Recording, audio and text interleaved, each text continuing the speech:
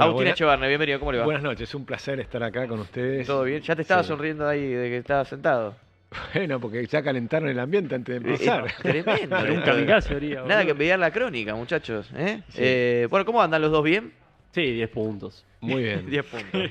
Ya 10 se puntos. conocen, ¿no, Ana? Sí, hemos debatido ¿Hay varias vínculo veces. entre los economistas? ¿Buena onda más allá de los...? Totalmente. Con Sergio hemos debatido varias veces, siempre con buena onda. Hemos debatido en universidades. Me ha mirá. invitado a debatir incluso, y creo que es muy lindo porque cuando debatís y hay a veces muchos chicos escuchan dos visiones, y para mí eso es súper rico. O sea, que los jóvenes puedan escuchar diferentes visiones y entonces con su propio pensamiento crítico Sí. ir formando su propia opinión. Me encanta. La única manera de formar tu propia opinión es escuchar distintas opiniones y no lo que ocurre muchas veces en la escuela pública y en la escuela privada también, está claro, Sí. ¿no? Porque está exactamente igual el problema, que no hay diversidad de opiniones. Por ejemplo, universidad viene de universitas, que es el lugar donde tienen que estar todas las opiniones, de forma tal que los chicos sobre cualquier tema escuchen todas las campanas, miren después todos los datos que puedan, datos duros, y luego pasen por el tamiz de su propia experiencia y su propia mente para sacar sus propias conclusiones. Ese es el desafío del pensamiento. Y yo le pregunto a Chousa entonces, ¿quién ganó en esos debates, Sergio, para vos? No, ya que él hizo la intro, vamos a ver qué dice Sergio. No, me parece el intercambio de ideas es enriquecedor per se, con respeto, con pluralidad, sin agresiones así, ¿no? Al tuntún. Y me parece que ese es el espíritu también de cómo enriquecer el saber y cómo ampliar el espectro de opiniones y cruzar ideologías, que es sano. En el debate público falta más de eso. Por eso siempre felicito instancias como esta. Acá obviamente en un programa de televisión o de streaming, pero también en universidades, en congresos. Se rompen muchos prejuicios de hombres de paja a partir de estos debates, que por ahí en la discusión, en el ágora de Twitter, eso es más difícil. Te tengo que preguntar esto, ¿haces un poco de byte en Twitter o no? Sí, como todos. Sí, sí. Ahí está. Porque yo dije, no puede ser que esté tuiteando esto. Jugás con un poco con eso, con las interacciones y baitear. Sí. ¿Qué a ver, porcentaje es byte? No, uno tiene un posicionamiento ideológico por un lado, y después la opinión profesional en tópicos de economía, de finanzas, lógicamente no la puedes plasmar en un comentario superficial de redes sociales. Es como, no sé, el posteo del día de ayer de Daniel Parisini, que decía, nuestro adoctrinamiento es el correcto porque nuestra ideología es la correcta. Y bueno, eso no resiste mucho análisis. Me imagino que eso también tiene un poco de byte, más allá de que él considere que su posicionamiento ideológico es el correcto. Entonces, todo tiene un poco de hacer ruido para la intervención en la discusión pública y también dejar marcada la huella con el posicionamiento ideológico. Bien, Pala, ¿querés abrir el debate? No sé qué tema te gustaría que desarrollen No sé qué tan abstracto economistas lo querés hacer vos, pero calculo que la pregunta a rigor sería cómo están viendo la situación económica en este momento, ¿no? Verdadero, señor. Y aprovecho, tengo que hacer esto, soy humano, ¿Vas al no baño? soy como el presidente, tengo que ir al baño. La gran Jagroski. Sí. Sí. Igual me parece que ya tocó un tema que vale la pena, que es el de Paca Paca, ¿no? Me parece que estaba Sí, si quieren. que se refirió Sergio recién, y creo que es un tema que es muy importante debatir. Yo creo que el adoctrinamiento desde el Estado es perverso, pero era perverso antes, era más perverso incluso antes, y te explico por qué más que ahora. Ahora sigue siendo, ¿eh? Yo creo que hay que privatizar toda la televisión pública y toda la radio pública, empecemos por ahí. Pero tal vez ahora los que están del otro lado se den cuenta que es real. Porque hasta que yo la primera vez que vi Paca Paca, ¿sabes dónde fue? En un avión de aerolíneas, y me puse a ver qué es lo que había poquísimas cosas, porque Aerolínea tiene muy poco para ver, y tenía Paca Paca. Entonces me dije, a ver qué están mostrando. Pues era lo único que había para los chicos, Paca Paca. No había Patodón, no había nada, Paca Paca. ¿Y qué te enseñaban? Marx. Ahora, el marxismo es una filosofía, es una ideología que ha generado 150 millones de muertos. O sea, es tan grave como el nazismo.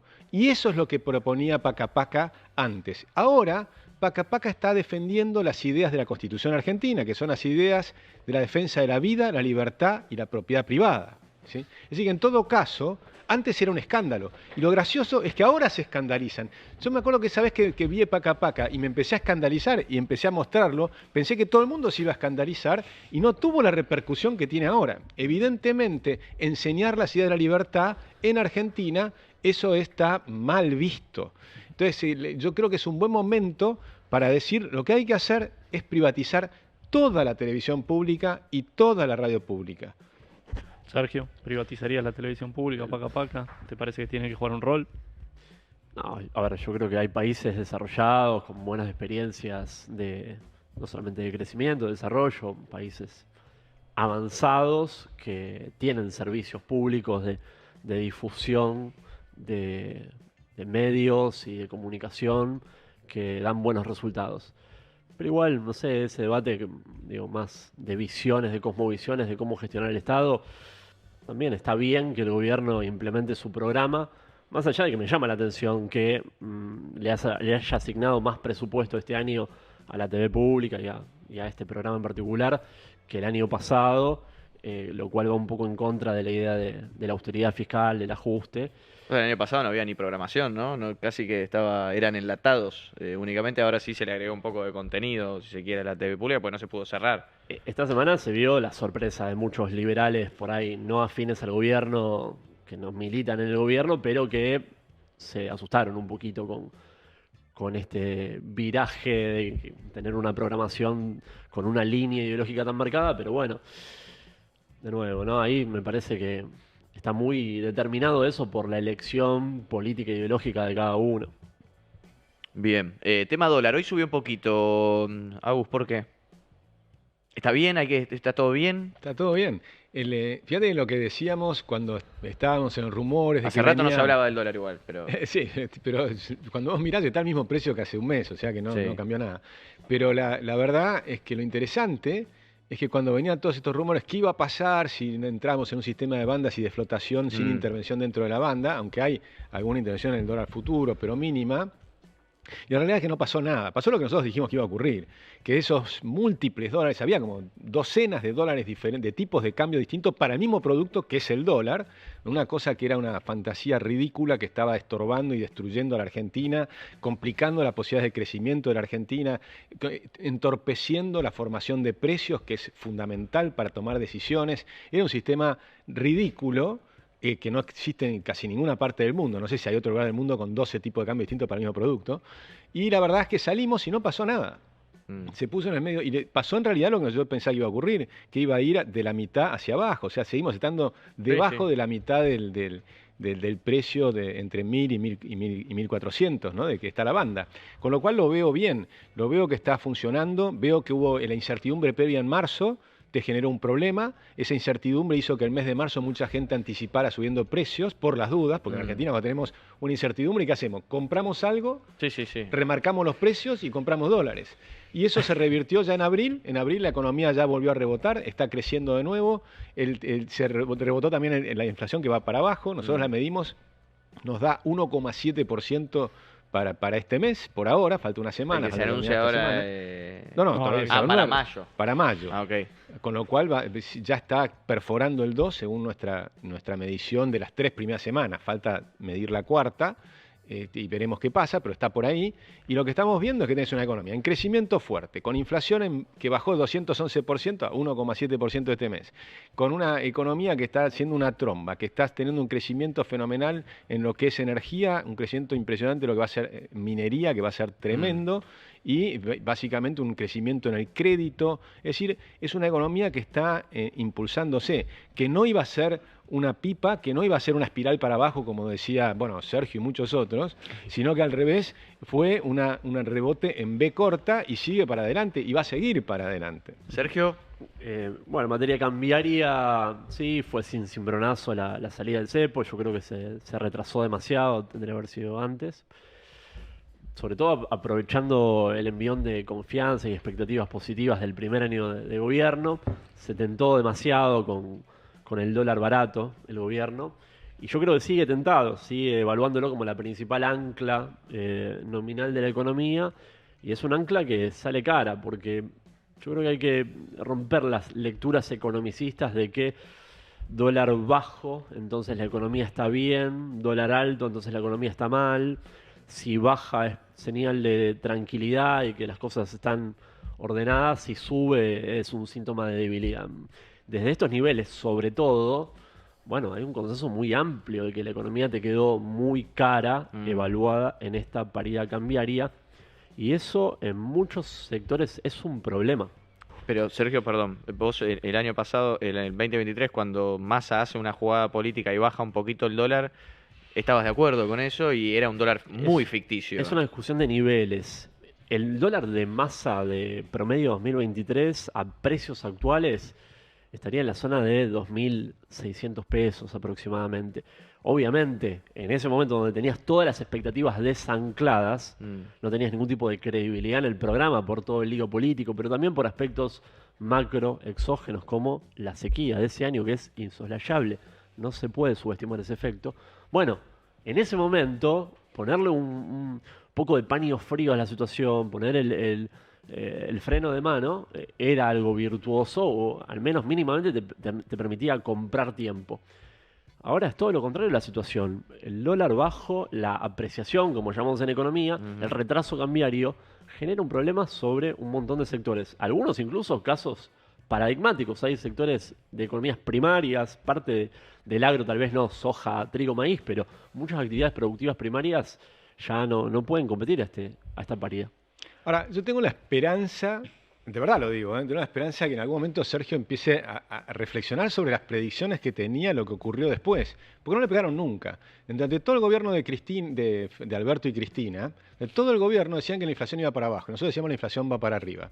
Y después cuando vino Milei dijo todo se va a ir a cualquier lado, va a colapsar la economía, y pasó todo lo contrario. Entonces deberían empezar a mirar con un poquitito más de, no sé, de autocrítica. Que va a colapsar nunca lo dijimos. O sea, bueno, sí. que el tipo de cambio iba a cualquier lado. La verdad que las predicciones que hicieron no pegaron ni una sola. Ni la inflación, ni el crecimiento, ni una. Nada, nunca. No pegaron durante el Alberto y tampoco la pegaron ahora. Nunca. En todos los programas que iba también hace 5 años, no solo vos, sino me refiero a todos los kirchneristas, no pegaron una sola vez ninguna predicción. Por favor, un mínimo de autocrítica. Decir, muchachos, hay algo que no la están viendo, pero no es que no la ven ahora, no la vieron nunca. O sea, es impresionante que no hagan autocrítica, que empiecen a mirar. Siguen con las mismas frases de siempre y no logran cambiar. Por ejemplo, vos volvés a hablar del retraso cambiario. Y ahora hay un dólar libre, un dólar que tiene todavía algunas controles, algunas cositas, pero está mayormente libre. Y sin embargo, lo que ocurre es que la economía está cara en dólares, cosa que es verdad. Pero por supuesto que la economía está cara, pero hay que ver las causas. Y obviamente la solución no es devaluar. Devaluar es bajar los salarios. ¿Por qué quieren bajar los salarios? ¿Están carísimos los salarios en Argentina? ¿Por qué quieren bajar los salarios? Devaluar es destruir los salarios. Es lo que han hecho siempre y por eso la consecuencia natural es el aumento de la pobreza. Entonces, cada vez que viene el peronismo, devalúan y aumenta la pobreza. Siempre. Siempre. Absolutamente siempre. En cambio, ahora tenés una moneda fuerte. Ya no diluís más el peso. Empezás a pagar con moneda real, con moneda dura. Y entonces te queda una economía cara. ¿Por qué? Porque obviamente tenemos un montón de ineficiencias, un exceso de impuestos que pusieron los kirchneristas y los anteriores, pero de un exceso fenomenal de 150 impuestos que te encarecen todos los productos, vas al supermercado y la mitad son impuestos, cualquier cosa que comprás. El gobierno está empezando a bajar esos impuestos por las regulaciones que son infinitas, por los sindicatos. Seguimos con los acuerdos sindicales de la década del 70. Te digo un caso, por ejemplo, a ver si Sergio, si estamos de acuerdo en esto. Es un disparate que un sindicato le cobre un 10% de todos los sueldos de toda la vida a un trabajador. ¿Estás de acuerdo con eso, sí o no? Sí, no suena sensato, pero... Bueno, ¿de qué le cobran? Gobierna los plásticos. Una administración liberal libertaria, debería eventualmente... No, le han bochado, primero le frenaron en la justicia, le frenaron el decreto 70 sobre ese punto. Y después, por supuesto, no le aprobaron la ley sobre ese punto también. Entonces, el gobierno lamentablemente todavía no tiene mayorías en el Congreso. Ahora, vamos al caso. Son los plásticos, 1.600 empresas. Estos tipos se llevan el 10% de todos los salarios, todos los meses. Es decir, que se llevan el equivalente al sueldo de 160 empresas el sindicato. Entonces tenés sindicalistas gordos, ricos, multimillonarios, que además no rinden cuentas a nadie, que encima no son democráticos y que le están robando a la gente. Esa es la realidad de la Argentina desde hace 80 años. Y estos tipos, ¿sabes por qué les cobran? 2% dicen de aporte solidario. Solidario las pelucas. Y después tenés el problema que encima no le pusieron, digamos, no le dan la posibilidad de no pagarlo. Y después 8% adicional, ¿sabes por qué? Por capacitación.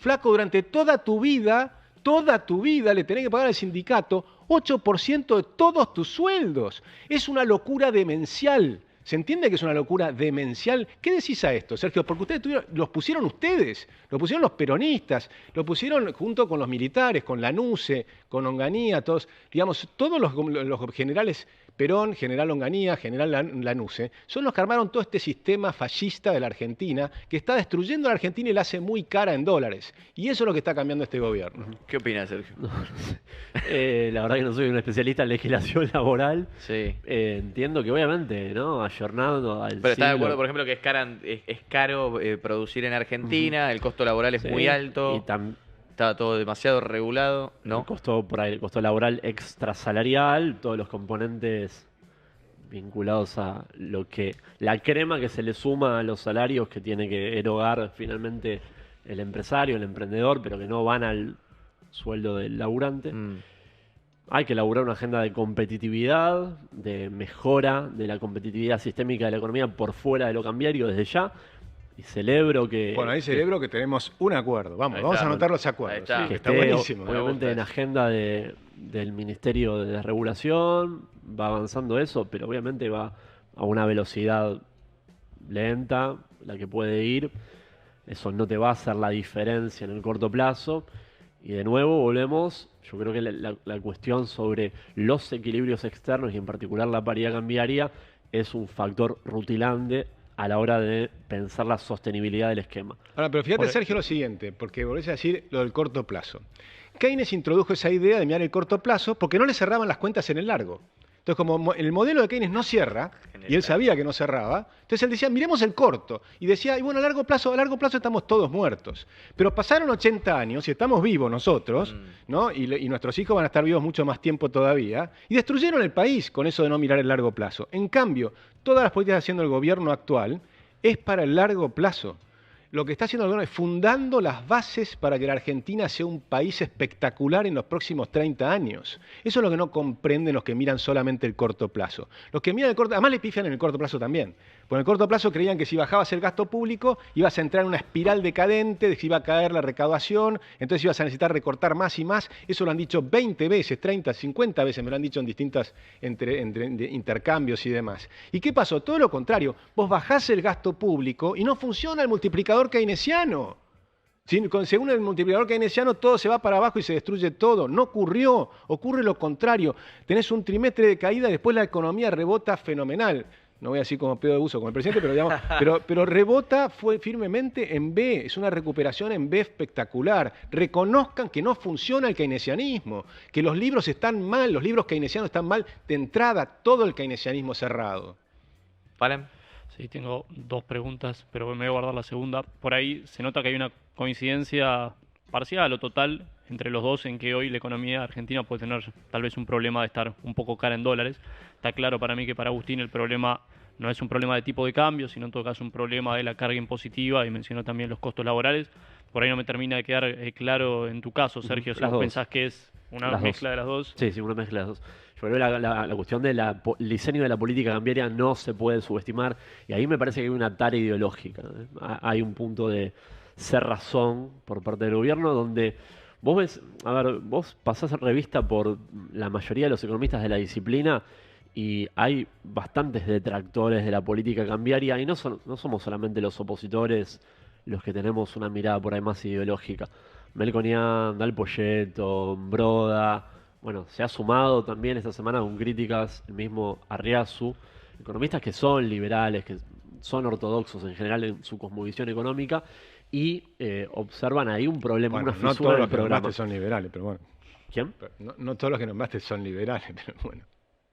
¿Cuál no? ni Dalpolleto, ni Dalpolleto, Melconian. O sea, ¿no te parece liberal? No, Bueno, liberalismo en sentido estricto es la escuela austríaca y en todo caso la de Chicago, si querés. Pero después cuando empiezan con todos esos artilugios y demás, pero ni siquiera este programa es completamente 100% liberal, está yendo hacia el liberalismo, que eso hay que entenderlo, es un proceso. Tomaron un país que estaba saqueado, porque la palabra es saqueado, los empresarios se hacían riquísimos mientras la gente se hacía pobre, eso es el kirchnerismo, eso es el peronismo, empresarios ricos y gente cada vez más pobre, eso es lo que producen, eso es el keynesianismo, el intervencionismo, el proteccionismo, produce eso.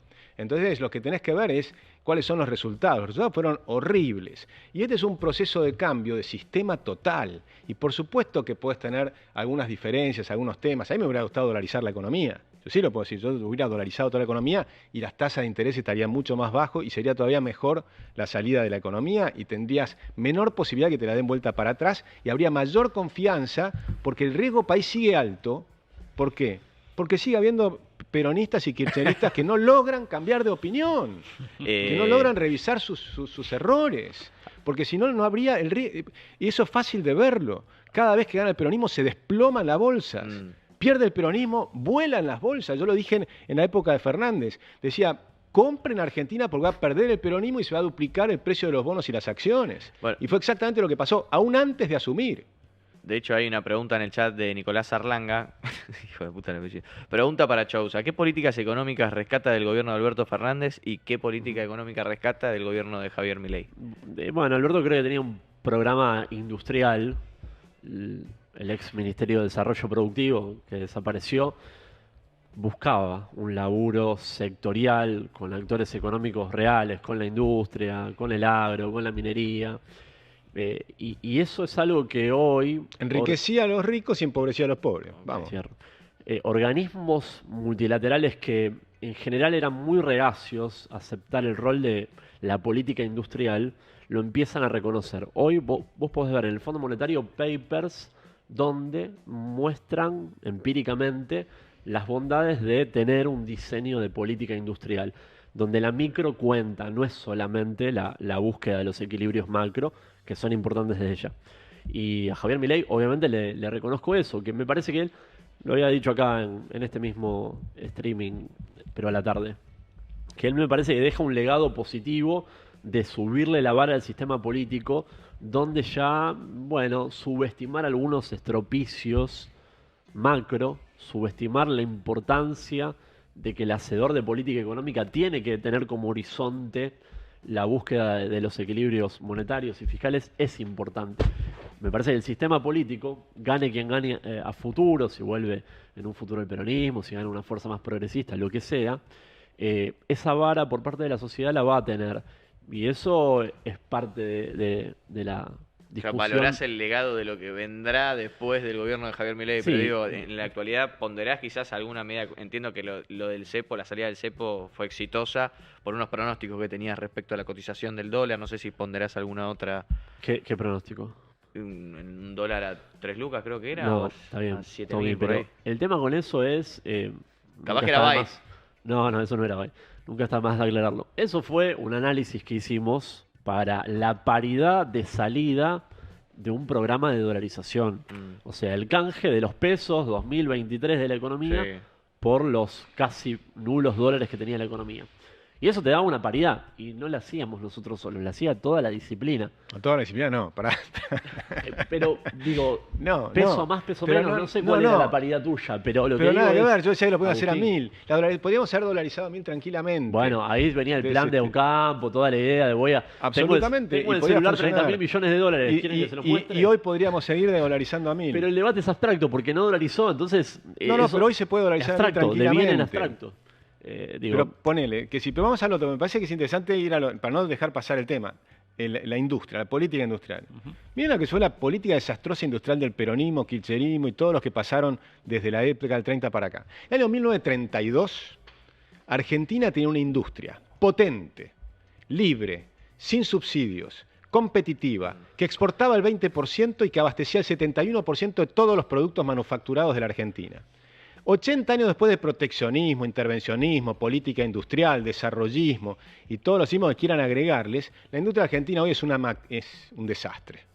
es un desastre, no es competitiva, no puede competir con nadie. Ahora que empezamos a abrir, teclean todos. Solamente voy a competir con devaluaciones permanentes y salarios de pobreza total. Cuando pones salarios, la gente que está mirando o que está escuchando, Sí. ¿ustedes creen que los salarios hoy son altísimos? Entonces, ¿cómo puede ser que no sea competitiva? ¿Dónde está la política industrial? Fue un desastre. Lo de Tierra del Fuego, un desastre total.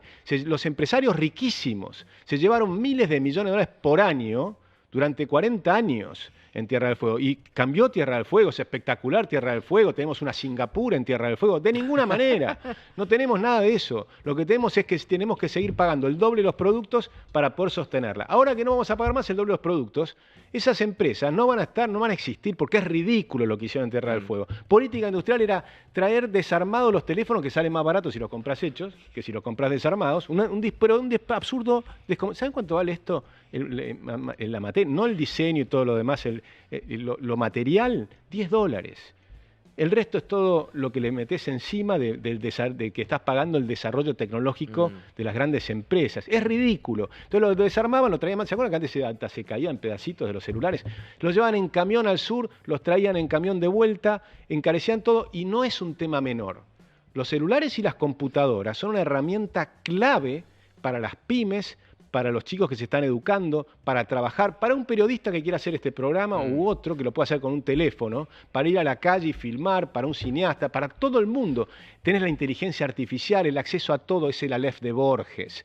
Y lo tenías al precio al doble de lo que tiene que costar. 47 millones de argentinos subsidiando a 7 familias que se enriquecieron de una manera descomunal. Esa era la política industrial. Sergio Abonás, La no. política industrial es otra cosa más amplia, es trabajar con las cadenas de valor, generar eslabonamientos. No lo podemos reducir solamente a lo que pasa en la isla, que tiene un montón de problemas, obviamente, ese régimen de promoción. Yo creo que hay que reformularlo, eventualmente cambiarlo.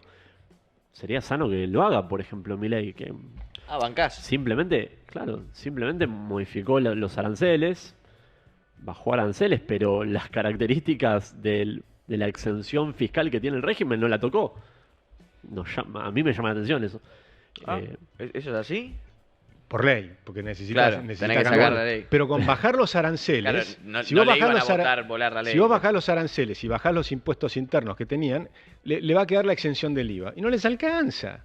Porque aunque le saques el 100% del IVA, son tan improductivos que no van a poder. Y la gente va a tener acceso a un salario, a una cosa mucho más barata. Cuando en la época de Macri, nosotros en la Fundación Libertad y Progreso hicimos un informe que les mostrábamos que por cada empleo que se podía llegar a perder en Tierra del Fuego se creaban por lo menos entre 5 y 10 empleos en el resto del país.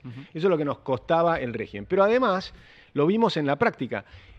Logramos que bajen las computadoras, los celulares no. Después habría que ver quiénes son los nombres de los que hacen los celulares para entender por qué Macri no lo hizo.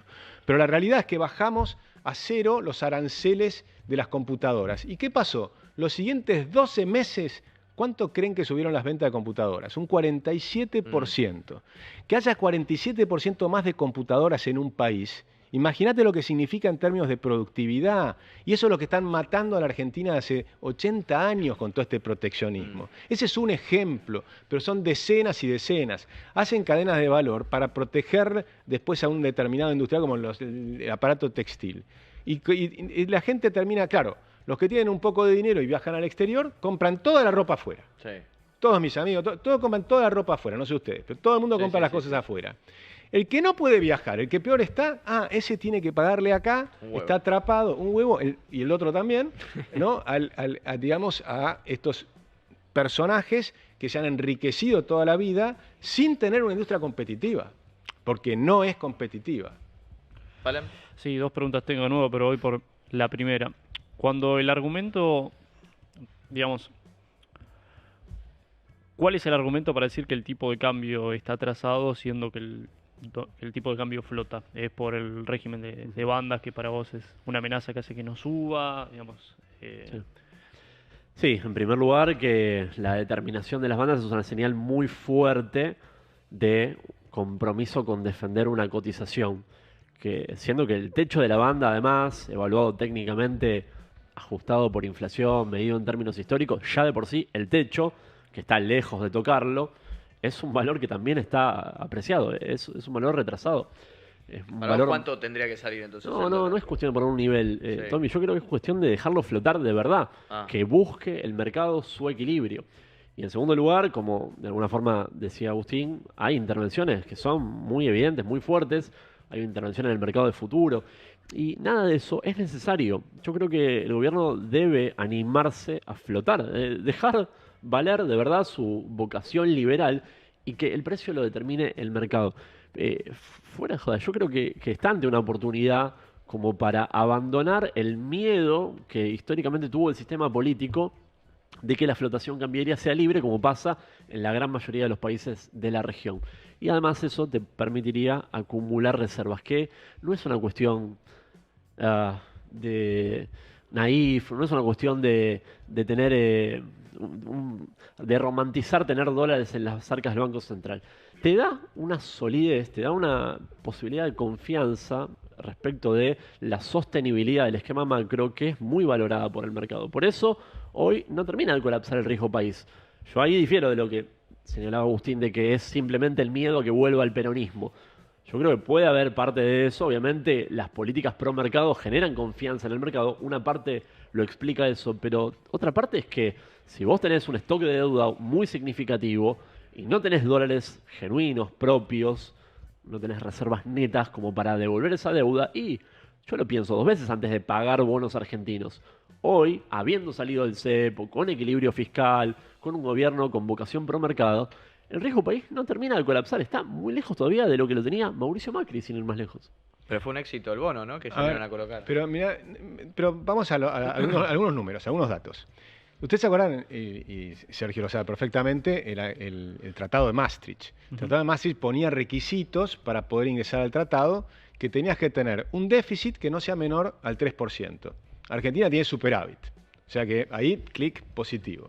Y después te decía que la deuda tenía que ser 60% del PBI, cosa que no cumplía ningún país europeo y que aún hoy, 20 años más tarde, siguen sin cumplir, creo que la mayoría de los países europeos. Argentina se encamina a cumplirlo también, porque la deuda no es tan alta en Argentina. Lo que está mal en Argentina es la tasa de interés, que es el riesgo país. Y esa tasa de interés, ¿por qué es alta? Por el kirchnerismo, pero sin ninguna duda que es por el kirchnerismo. El señor Néstor Kirchner y Duhalde primero Duhalde hizo el default. Pero Néstor Kirchner y Cristina, durante 5 años, ni siquiera no les pagaron un peso, no un dólar, nada, a los tenedores de bonos, que recordemos quiénes son los tenedores de bonos, porque los bancos son intermediarios. Después lo que invierten es un médico de Taiwán, un tipo que me encontré una vez, un hotelero italiano, y decidí no comer esa noche en el hotel porque la habíamos estafado con los bonos. ¿No? Y claro, porque el tipo estaba enojadísimo con Argentina. Hay que entender, hay millones de personas que le prestaron a Argentina porque tenían la conciencia de que Argentina era un país rico, que tal vez sus familiares suyos vinieron a la Argentina, cantidad de cosas. Le prestaron plata a Argentina. Y Néstor Kirchner le devolvió $1 cada $4. Cristina, ni siquiera Néstor, porque Néstor no pagó nada. Pero después, o sea, 75% le robaron.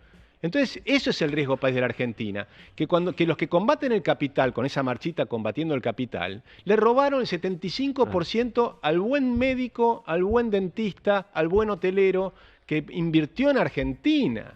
O sea, ahora, Agustín, es aberrante. Oposiciones hay en todos los países democráticos, republicanos. Si simplemente el hecho de que exista un posicionamiento ideológico más de izquierda, más... Pero no es que sea de izquierda, más intervencionista. Eso no sería tampoco problema. Son bueno, ladrones. Bueno. Te roban el 75%, son ladrones, son saqueadores. La valoración esa corre por tu cuenta, pero... No, pero la tenés que tener...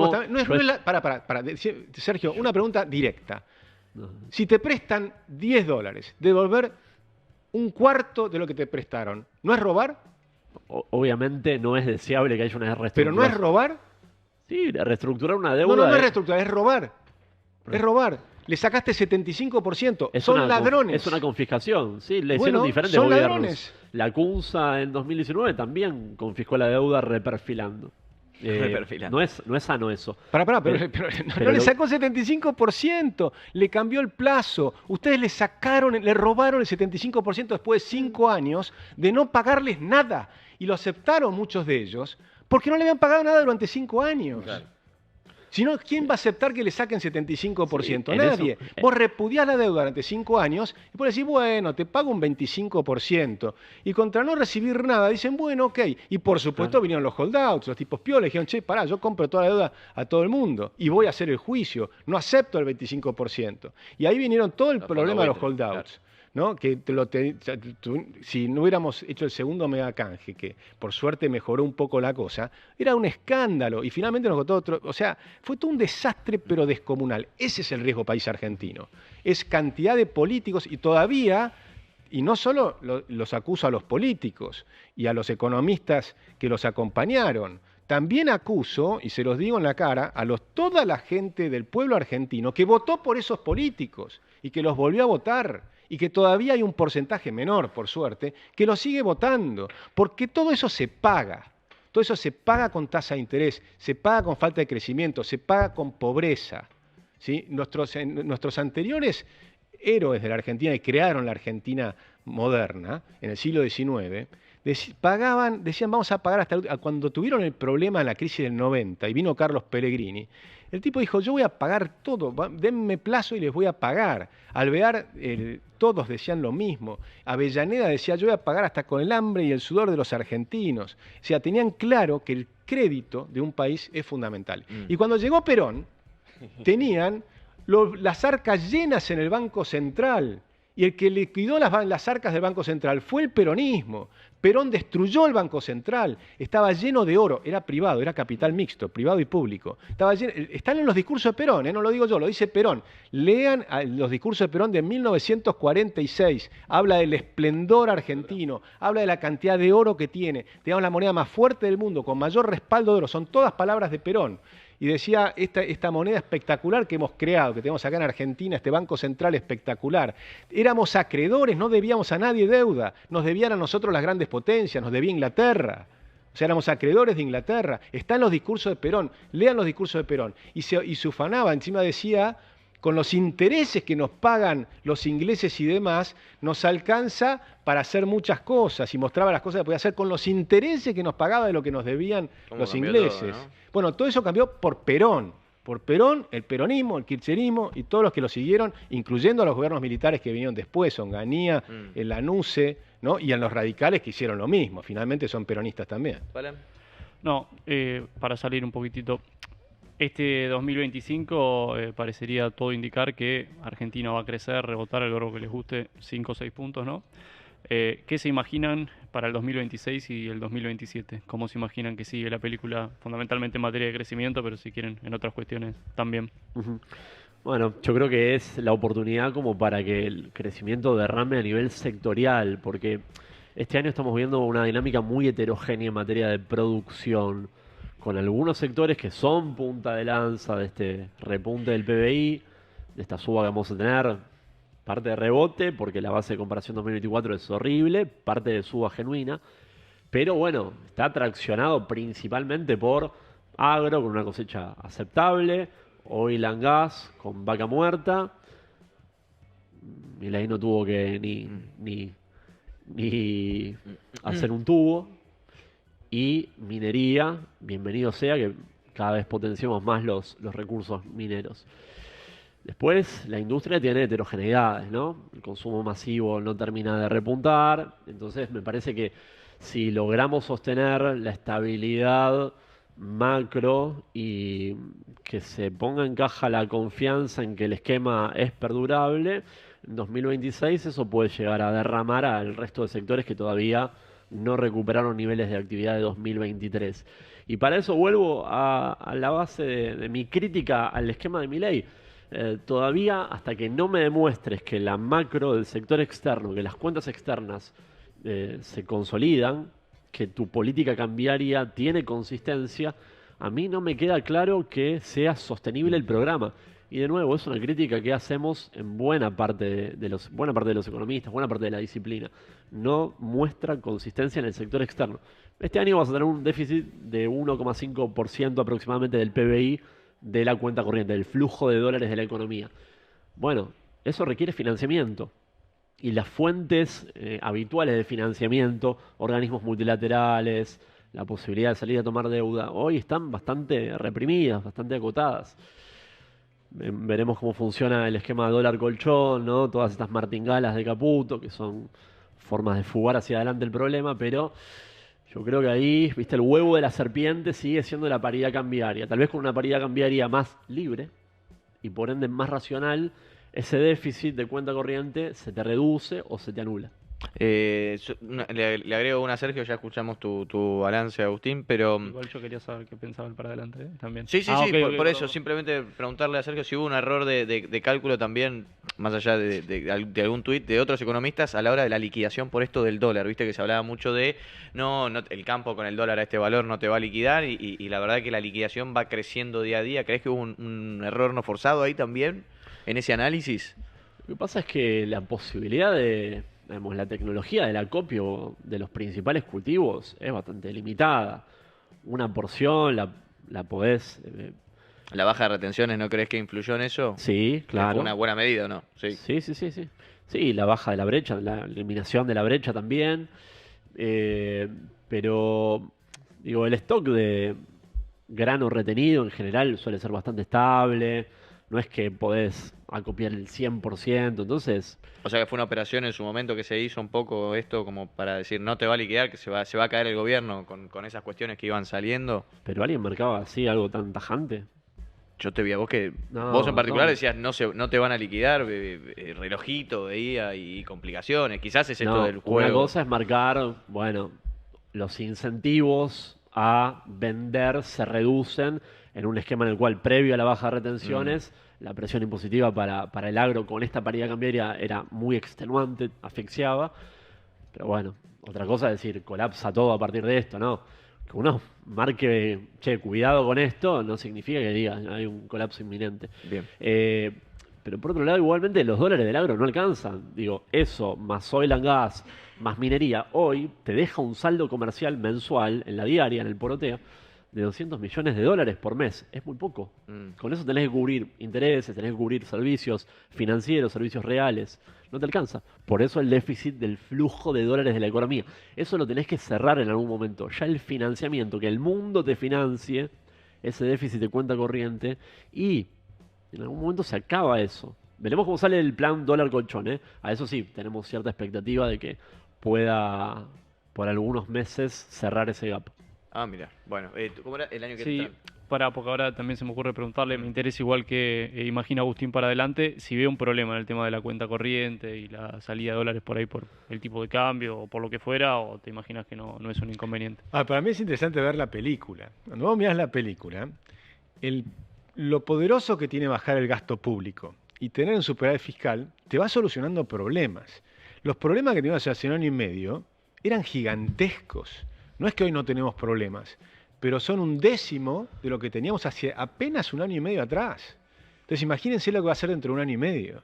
¿Cómo no vas a poder corregir estos problemas que nos quedan si corregimos tamaños groseros problemas? Porque recuerden cómo hacían antes. Cuando recibías una situación como la que recibió Milei, que hay pocas equivalentes, el desastre descomunal que dejó el kirchnerismo, que lo reconocen, ¿no? Que fue un desastre total. Acá, incluso Sergio, en las palabras que ha dicho, reconoce eso, Sí, que era un desastre el total. último fue un mal gobierno. Que tenía, bueno, Muy por mal eso, gobierno. pero reconoce que fue un desastre total. Las veces anteriores, cada vez que trataban de corregir, era robándole a la gente. O sea, hiperinflación de Alfonsín, segunda hiperinflación de Menem, plan Bonex, devaluación de Duhalde, espantosa, especificación asimétrica, un robo descomunal. El mayor robo de la historia fue sacarle a los pobres y darle a los ricos, fue la especificación asimétrica de Duhalde. El peronismo hace siempre lo mismo, le roba a los pobres y le da a los ricos. Esa es la definición del peronismo, robarle a los pobres para darle a los ricos. Entonces hay que mirar las políticas que hacen, por eso aumenta la pobreza. ¿Sí? Entonces dicen lo contrario, pero miren lo que hacen, no lo que dicen. ¿Sí? Miren, en cambio, miren lo que hace Milei. Hoy tenés los salarios en dólares el doble de lo que tenías el año pasado. ¿Sí? Son pequeños temas importantes, no menores. Cuando empezás a ahorrar ahora, estás ahorrando en moneda fuerte. Entonces vamos al tema. Coincido con Sergio una vez más en que dice que el año que viene va a seguir creciendo la economía con baja inflación y que además se va a generar para el resto de los sectores. O sea que fíjense que ahí tenemos otra nueva... Esta vez le vas a pegar. Entonces eso anda bien. Ahora vamos al riesgo. El riesgo externo. El riesgo externo va a ser cada vez menor.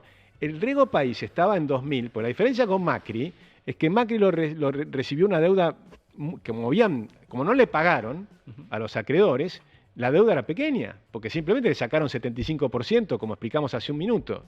Entonces lo que recibió Macri fue una deuda baja. Es verdad que ellos la disfrazaban y decían que era menor. Tenía una deuda de 60% del PBI y la disfrazaban y la mostraban como era 30%. Porque decían que la deuda intraestado, decían ellos, la del Banco Central del ANSES. Y no es intraestado, es una gran mentira eso que es deuda intraestatal. Por suerte este gobierno lo ha hecho bien. Y cuando vos mirás la deuda de la Argentina total, el gobierno actual heredó una deuda más grande de la que tiene hoy, consolidada la del Banco Central con la del Tesoro. Es decir, que es verdad que hay superávit fiscal, y el superávit fiscal te va solucionando problemas, pero además tenés un Banco Central sólido, con reservas netas positivas, ¿sí? Cuando heredó 12.000 millones de dólares de reservas negativas, así que recuperó fenomenalmente la cantidad de reservas, está capitalizando el Banco Central.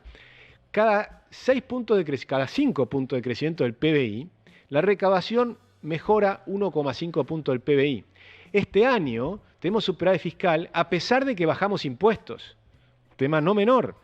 Eliminamos el impuesto país, que es 1,1%, y otros 13 impuestos adicionales, aranceles y demás, y sin embargo, la recaudación sigue subiendo. Y para fin de año vas a tener 1,5 puntos adicional de recaudación, que lo van a reinvertir en bajar impuestos. O sea que de última no bajarán tan rápido los impuestos y demás, es decir, van a tener mucho más margen de lo que tenían hasta acá. O sea, si se mantiene este equipo económico, yo le tengo toda la fe de que van a seguir solucionando problemas y vamos a llegar al tipo de cambio totalmente libre, que es verdad que todavía no lo tenemos y que es verdad que a mí me encantaría tenerlo ya. Paran, ¿te quedó alguna? ¿Cómo estamos de tiempo? Ya estamos en las últimas, ¿no? Nos quedan 5 o 7 minutos. ¿Qué reformas te imaginas que se den, Agustín, post-elecciones? ¿Cuáles te entusiasmaría más? Bueno, nosotros tenemos un listado de reformas para hacer. Estaban haciendo un montón, el gobierno está haciendo una cantidad de desregulaciones todos los días, Sturzenegger y demás, pero quedan algunas muy groseras.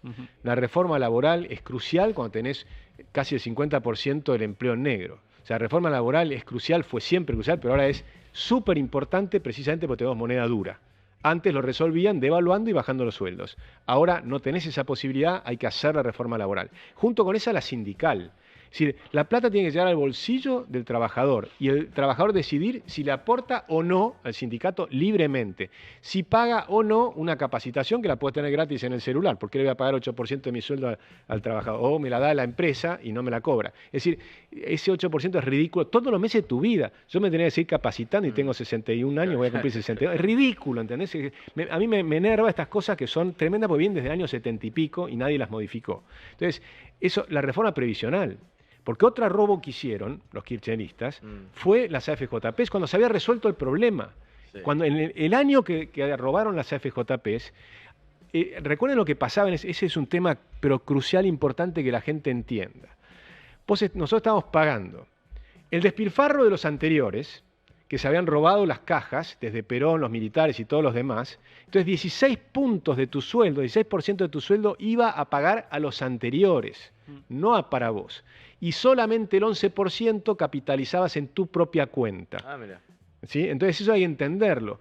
El año, que después de 14 años que se fue achicando todo lo que venía del anterior, el primer año que fue superavitario, ese año robaron a partir de ese año podías ir bajando todos los años el aporte que hacías para el sistema anterior. A esta altura, hoy, ya deberíamos tener 0 pagando al sistema anterior y esos 16 puntos podrían ir a tu propia cuenta o bien devolvértelo en tu bolsillo todos los días. ¿Se dan cuenta de lo que es el robo kirchnerista, el desastre que te hacen, la destrucción de riqueza que ha provocado en Argentina y en cada uno de ustedes que están escuchando? ¿Le querés trasladar la misma pregunta? Sergio, no sé si vos crees, ¿qué reformas le harían falta? Como... Te agrego a las que mencionaba Agustín. ¿Coincidís con las que dijo Agustín? De algunas reformas. La reforma en sí, reformar me parece que es un concepto sano, actualizar, poder revisar críticamente qué cosas institucionalmente no funcionan bien desde ya. Después, obviamente, entra el prisma político que tiene cada uno. Te agrego lo impositivo, donde el sistema impositivo ahí coincido local también. Es totalmente disfuncional, no solamente pesado. Yo digo, la cuestión, el debate sobre la carga tributaria está en un segundo orden para mí. Lo principal es que es un Frankenstein que nadie entiende y que termina siendo muy oneroso para el mismo contribuyente. Es disfuncional, la palabra es esa. Y yo esperaría una reforma monetaria también, cosa que no voy a decir la chicana de que hubiera esperado que cerrara el Banco Central, como prometió, y no lo cerró. Otra cosa que Aún. le podría Aún, haber... dice. Bueno, Vamos veremos. a ver. Pero al menos una reforma monetaria más básica, como haría un país liberal, más no libertario, de eliminar el financiamiento del Banco Central, el Tesoro, que, paradójicamente, esa carta bajo la manga se la está guardando. Pero al final es un programa ultra ortodoxo, Sergio. Mira, yo no estoy peleado con usar herramientas ortodoxas. Me parece que De a poquito la a poquito visión- lo vamos convenciendo. No, yo creo que la visión ideológica en mi enfoque económico tiene que ver con la importancia de la política fiscal, el hecho de que tiene que haber una mirada del Estado respecto a una política de ingresos, una política laboral.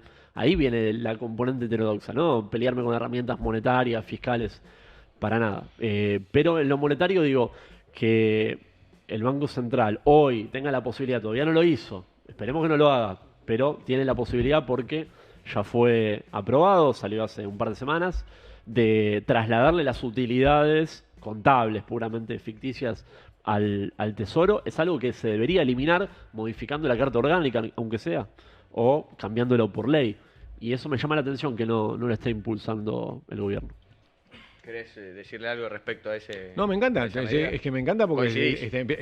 tenemos que tener yo creo que hay que o dolarizar o tener un Banco Central independiente. El gobierno actual todavía no tiene un Banco Central independiente, eso es real. Bien. Están haciendo una tarea gigantesca para sanearlo. Y lo han saneado. O sea que es impresionante lo que hicieron un año y medio. Impresionante. Con lo cual van en ese camino.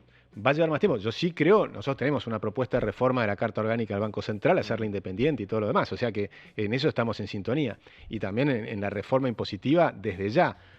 Pregunta para Sergio. ¿Estarías de acuerdo en lo que están pensando en salir de este sistema de coparticipación absurda que ha permitido que las provincias despilfarren de una manera descomunal porque pueden gastar lo que recauda la nación? En cambio, la idea esta que está teniendo el gobierno, que nosotros participamos de esa idea, es que haya correspondencia entre el que gasta y el que recauda. Entonces tenés un impuesto del IVA de la nación de 9,5%, y cada provincia decide cuánto le va a cargar a los demás. Y que además eso figura en el ticket. En tal provincia me cobran esto, en otra provincia me cobran menos, como es en Estados Unidos. Entonces de esa manera vos sabés cuánto se lleva a la nación. La nación te hace el laburo de hacer la recaudación. Pero vos tenés que cobrar y mostrar en tu ticket que vos sos el que le estás cobrando a la gente esa tasa demencial del IVA, ¿no? Y eliminar ingresos brutos, eliminar todos los impuestos distorsivos, sacar 140 impuestos y dejar solamente 6 o 7. ¿Estarías de acuerdo con algo así? Sí, la cuestión de la correspondencia tiene el beneficio de que mejora la eficiencia económica. No, perdón, no. Mirá, no, sí, eso sí, la correspondencia sí. Sí, perdón. Ya quería chocar. Sí, no, porque entendí otra cosa, perdón, sí, Perdón, sí. Sergio, No, Es la costumbre. perdón, discúlpame. Lo único que, digamos, que habría que resolver, y creo que nos debemos un debate, es la cuestión del federalismo, y ahí entra la cuestión constitucional, ¿no? De, bueno, las provincias preexistentes a la nación, incluso... Pero eso es precisamente el federalismo, ¿no? En la correspondencia fiscal. Fíjate que Alberdi, en el artículo 4 de la Constitución, cuando estaban poniendo, bueno, Gorostiaga, los que escribieron finalmente la Constitución, pusieron cuáles son los impuestos que puede cobrar la nación y cuáles las provincias. No había, y cada uno tenía su propia recaudación. Eso es federalismo. Me gustó. ¿Querés Sí, redondearlo? no, simplemente la cuestión de la propiedad de los recursos bajo el suelo, que también es un debate que nos debemos. En general también, sobre todo en los últimos meses, se vieron varias situaciones un poco llamativas con aprobaciones o dilaciones en la aprobación de algunos proyectos por parte de las provincias para favorecer a alguna empresa. Claro, el Ejecutivo Nacional ahí tiene las manos bastante atadas. Y eso siempre remite a la cuestión constitucional. Me parece que en términos más estructurales, ¿no? Más de largo plazo, el sistema político argentino se debe ese debate. ¿Cuánto te puede truncar una política productiva el hecho de que vos requieras un acuerdo pleno por parte de las jurisdicciones simplemente por el diseño constitucional de la Constitución del 94? O sea que estarías a favor de una reforma constitucional Ujú, sí. directamente. Desde yo. Mirá, qué interesante. Che, al final, te digo que estás más cerca de venir de este lado, si sacamos el byte Yo del te dije, medio, de a poquito va a venir, ¿no? yo creo que va. Yo creo Falta que que va. me digas que bancás el servicio militar voluntario y ya. No. Ya está. A ver, uno es economista, pero tal vez las principales diferencias con el gobierno vienen por otro lado, vienen por el lado de tener tan poca sensibilidad respecto a algunos colectivos vulnerables, lo que está pasando en términos presupuestarios para los hospitales públicos. Que sabemos que durante la gestión anterior Viene- hicieron, y Macri también, y la previa también, ¿no? Sí, Digamos, pero la ojo destrucción salarial en el del empleo público, más allá de que este es un gobierno que vino a justamente pasar motosierra en gran parte del sector público, viene denostado hace por lo menos 10 años. Hablando del Garraham, de hecho, te digo, Alberto les congeló el salario en pandemia, y eso vos lo sabés. Les dio un aumento del 7% en todo el 2021. Pero déjame agregar una cosa más. Hoy apareció una noticia del UNICEF, que nadie puede decir que el UNICEF es liberal ni nada por el estilo, reconociendo que están mejor los chicos en Argentina hoy que con el kirchnerismo. O sea, se ha bajado la pobreza Mirá qué dato que fuertemente. tiró, no lo había visto. 35% es la pobreza y hoy hay menos chicos pobres de lo que había hace 3 años. Ojo, que sigue habiendo una pobreza estructural tremenda. Yo no estoy cantando ni victoria ni nada por el estilo. Sí. Ahí me duele muchísimo la situación de la pobreza en Argentina y en especial la de los chicos. Yo recorro el conurbano, es un desastre. Sí. Han destruido generaciones de argentinos. Es un desastre. Pero el gobierno por lo menos está dando un paliativo, no una solución, ni siquiera digo una solución, pero está dando un paliativo. Ahí nos debemos un debate, ahí sí, un debate muy profundo, Sergio, porque los que tienen sensibilidad, si quieren ser de verdad, tenemos que empezar a entender qué está queriendo hacer Milei con el Ministerio de Capital Humano. Porque capital humano son los cerebros de los niños.